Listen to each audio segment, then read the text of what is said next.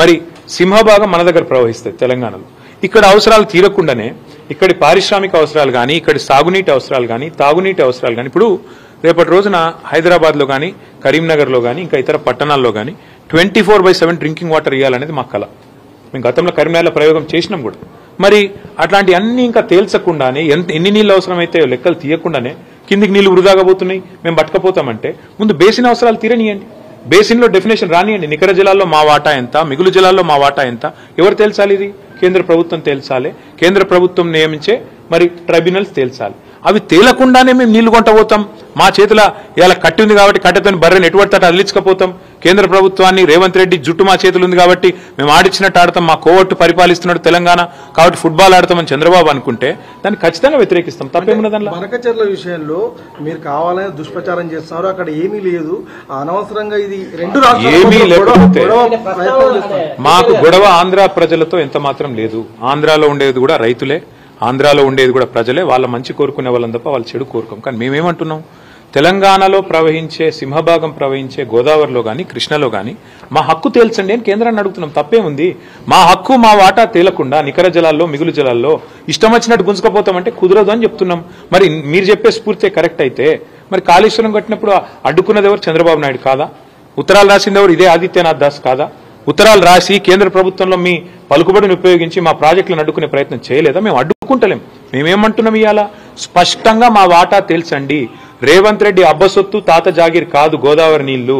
రేవంత్ రెడ్డి ఇష్టం వచ్చినట్టు సంతర్పణ చేస్తానంటే తెలంగాణ ప్రజలు ఊకోరు. నెల రోజుల్లో కమిటీ వేస్తా. ఎవరిని అడిగేస్తున్నావు కమిటీ? ఎవరిని అడిగి వేసినావు కమిటీ? నువ్వు చంద్రబాబు చెప్పగానే కమిటీ వేస్తావు, కమిటీ 30 రోజుల రిపోర్ట్ ఇస్తుంది. కమిటీ ఇచ్చే రిపోర్ట్ ఫైనల్ అంటావా? ఎవరికి ఫైనల్? నీకు ఫైనల్ కావచ్చు, తెలంగాణ ప్రజలకు, తెలంగాణ రైతులకు ఎట్లా ఫైనల్ అవుతుంది? నీకు అంతగానం ఉంటే నీ ఇంటి నీ ఇల్లు అమ్మి చంద్రబాబుకు విగ్రహం కట్టు, మేము వద్దంటలేం. కానీ నువ్వు చేస్తున్నదేంది?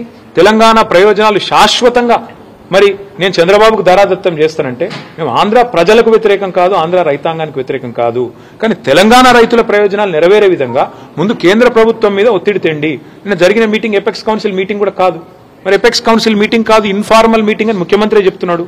మరి ఇన్ఫార్మల్ మీటింగ్ లో తీసుకున్న నిర్ణయం, అందులో వేసే కమిటీ, దానికి ఉండే చట్టబద్ధత, దానికి ఉండే ఆమోదయోగ్యత ఏ పార్టీదండి నాకు అర్థం కాదు. ఈ రకంగా అడ్డగోలుగా మాట్లాడి తెలంగాణ రైతాంగాన్ని కించపరుస్తా అంటే మేము ఊరుకుంటామా? సార్ ఇంకొకటి, కృష్ణా బోర్డు కూడా ఇప్పుడు ఆంధ్రప్రదేశ్ లో పెడతారా అంటారు. అది కూడా గొప్ప విజయం అని చెప్పుకుంటాను. ఎంత సిగ్గుమాలిన పని అంటే, మొన్నటిదాకా బీఆర్ఎస్ ప్రభుత్వం ఉన్నంతకాలం 2 బోర్డులు హైదరాబాద్ లో ఉన్నాయి. Godavari river management board, KRMB 2 ఇక్కడనే ఉండే ఆఫీసు. ఇవాళ కేఆర్ఎంబిని ఆంధ్రాకు తరలించి అది కూడా గొప్ప విజయం అని చెప్పుకుంటాను ముఖ్యమంత్రి. దీన్ని నవ్విపోదురు కాక నాకేమి సిగ్గన్నట్టు ఉన్న ఆఫీస్ ఎత్తగొట్టి, ఉన్న ఆఫీస్ ఉడగొట్టి సిగ్గు లేకుండా ఇంకా నేనేదో గొప్ప విజయం సాధించిన అని చెప్పి మాట్లాడితే ప్రజలకు అర్థం కాదనుకుంటున్నాడు రేవంత్ రెడ్డి. నేను అడుగుతా ఉన్నా. చివరిగా నేను అనేది, ఈ విషయంలో అందరికంటే ఎక్కువ బాధ్యత ఉన్నది కేంద్ర ప్రభుత్వానికి. వాళ్ళు స్పందించాలి. ఇట్లా ఇష్టం వచ్చినట్టు చంద్రబాబు ఆడిచ్చినట్టు ఆడతామని కేంద్రము రేవంత్ రెడ్డి తల ఊపితే ఇక మిగతా సంగతి తెలంగాణ ప్రజలు చూసుకుంటారు. బీజేపీ సంగతి, కాంగ్రెస్ సంగతి తెలంగాణ ప్రజలు చూసుకుంటారు. 10 ఏళ్ల చేయని పని మేము చేస్తున్నాము. ఏం పని చేసిండు? కృష్ణా బోర్డును అప్పచెప్పుడా? పని చేసుడంటే కృష్ణా బోర్డును ఆంధ్రాకు తరలించుడా? లేదా గోదావరి మిగులు జలాల్లో మరి లేని హక్కును ఆంధ్రాకు దారాదత్తం చేయడం ఏంది పని? లేకపోతే ఆంధ్ర ప్రాజెక్టులకు ఆనాడు ప్రతిపాదిస్తూ తెలంగాణ ప్రాజెక్టులను వ్యతిరేకిస్తూ ఎవరైతే ఉత్తరాలు రాసిండో ఆయన తీసుకొచ్చి సాగునీటి సలహాదారుగా పెట్టడమా?